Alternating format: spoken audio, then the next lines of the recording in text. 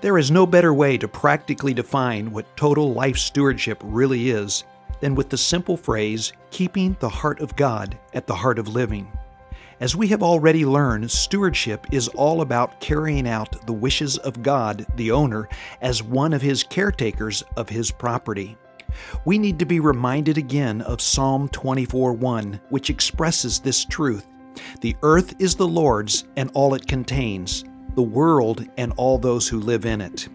This concept of life stewardship is exceedingly challenging because even though we may be more than willing to intellectually acknowledge that God owns everything, on a daily basis we do not functionally live as though He owns anything. To illustrate this disconnect between what we say we believe and how we actually live, choose which one of these three questions is the one we should be correctly asking in regards to our material possessions. 1. What do I want to do with my possessions? 2. What do I want to do with God's possessions? And 3. What does God want me to do with His possessions? Believers always choose number 3 as the correct question. Intellectually, we all get it and we accept it. But here is the inconsistency. Practically speaking, we live as though number 2 was the right question to ask. We are more than happy to acknowledge that it all belongs to God. But when it comes to making decisions about what to do with what we possess, we seldom, if ever, seek any guidance from the owner on what we are going to do with it. And it is this question, number 3, that should drive us to be constantly seeking to get directions from the owner for what He wants us to do with His possessions we manage. Consider a few simple common examples that should demonstrate the presence of this disconnect in our lives. When you bought your last car, did you ask God if this was the car He wanted you to buy with His money? When your money manager proposed an investment portfolio for you, did you go to the Lord and ask Him if these were the places He wanted His money invested? The last time you went shopping for clothes, did you ask your Father if these were the clothes He wanted you to buy and wear? When you had a few free hours of time, did you ask the Master what He wanted you to do with it? You get the point. We are all routinely guilty of intellectually acknowledging that God owns everything while we live, spend, and invest like it is all our own. The cornerstone of the Steward's Way message is both fully acknowledging God's ownership and consistently allowing God to direct you in what to do with all He has entrusted you to manage. But there is something that is an even more serious problem for us than this superficial inconsistency between what we say we believe and how we live. This real problem is so deep within us and so dangerous to us that we should take a long pause and ponder it very carefully. Here is our real problem.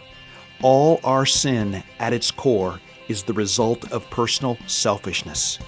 Take a minute to consider this. All our sin at its core is the result of personal selfishness. The truth is, we are our own worst enemies. We are continually getting in the way of God's best for us because we are so consumed with our own desires, our own rights, our own dreams, our own passions, and our own way that we continually fall into sins of either commission, doing the wrong things, or sins of omission, not doing the right things. Think about it. Why do we lie? Why do we cheat? Why do we steal? Why are we fearful? Why do we hate? Why do we not help someone we see in need? Why do we commit adultery?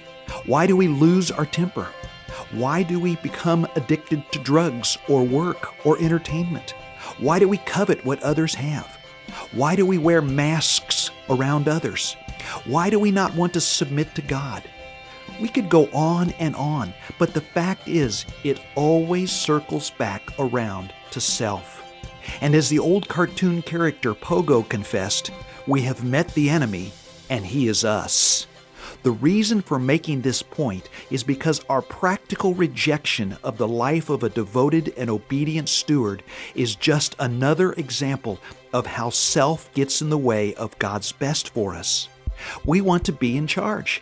We want to make the decisions. We want to pull the trigger and get things done. We must face the life-changing fact that we are not the owner and in charge.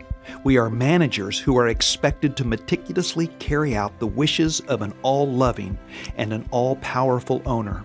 What an honor! What a responsibility! Someone once noted that at the center of sin is the letter I.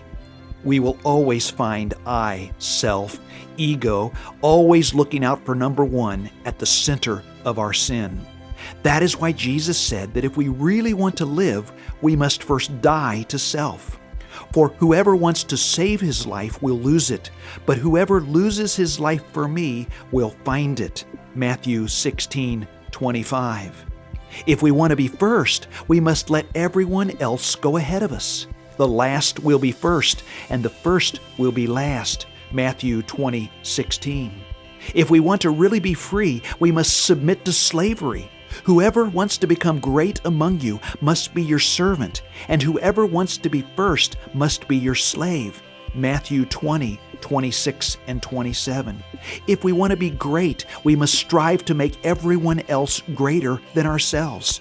Do nothing out of selfish ambition or vain conceit, but in humility of mind consider others better than yourselves. Philippians 2:3 and Luke 9:48.